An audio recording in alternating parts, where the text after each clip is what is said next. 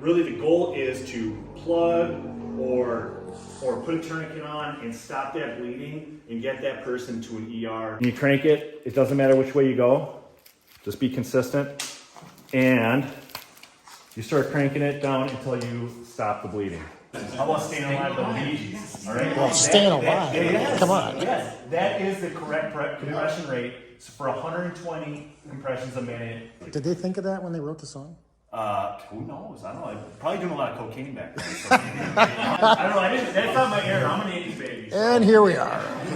Stop the bleed.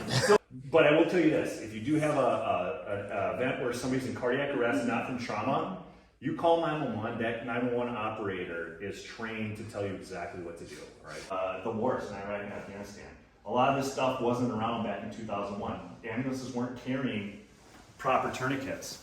They had elastic bands, really crude things like that. Stuff that wasn't effective. Pressure dressings, they didn't even have these. When we reference mass shootings, we're seeing a lot of injuries to the thoracic cavity because it's a larger area.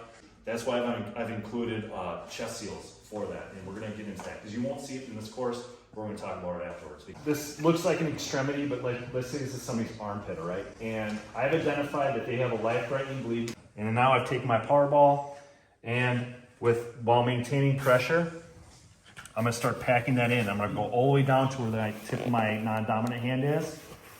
And then from there, I just start feeding it in. Again, just like a sewing machine action. This is called a pressure dressing, otherwise known as an Israeli dressing. This dressing can create a lot of pressure and it can almost mimic that manual pressure. Put the pad of that dressing directly over that wound, and you always want to maintain pressure down as you're going. And then I'm going to start wrapping it. And what I'm doing is creating that mechanical pressure over that wound site itself. Us as responders and people who are trained to help, we don't do any good if we get injured ourselves. So you need to remember that too. Tactical combat casualty care. You need to get to a safe area before you can help anybody. You can't just, even in the Marine Corps, we didn't. If we're taking an objective and somebody gets shot in front of me, I don't just immediately dive on them and start treating them. We take care of the threat first, and then we go back to treat.